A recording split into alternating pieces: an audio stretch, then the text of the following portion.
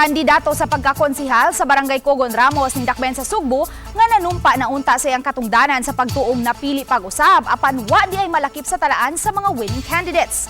Nganong nahitabo man kini? Kana nga atong sayran pinagi sa report ni Alan Domingo. Nasayra ni Sadaya og sa iyang kampo nga ikaunom siya kuno sa listahan sa nakadaog maong gisaulog na nila ang kadaugan.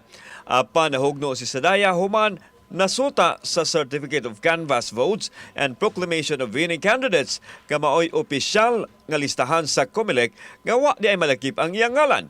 Busa midangop siya sa Commission on Elections tungod sa nahitabo. Kinsay nag-proclaim nimo as winning candidate? Si Mayor Rama. Okay, but o sa basihan ma? Siyempre, dama sila nagtali dito. Daghan man iyang mga staff. Okay. And I think i-check po siguro nila. And this not basta-basta mo proclaim without any kuan. Gisaysay sa kandidato nga gitawgan kuno siya paadtuon sa voting center alang sa proclamation. Niadto usab siya sa City Hall alang sa oath-taking.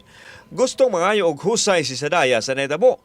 Anda matud pa niyang dawaton kung pildi man siya basta mahatagan kini og katin-awan. Base sa listahan ikawalo si Sadaya nga nakakuha og 998 votes, diin gilabuan lang siya og 30 botos sa iyang gisundan. As to the proclamation, ano ba yung basis? Ang basis is yung COCP, hindi yung statement of votes. Pero na-proclaim na daw eh. Baka na misinterpret niya lang yung proclamation.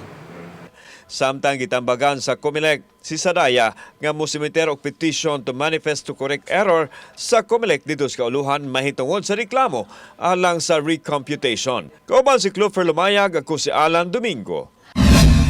GMA Regional TV Live.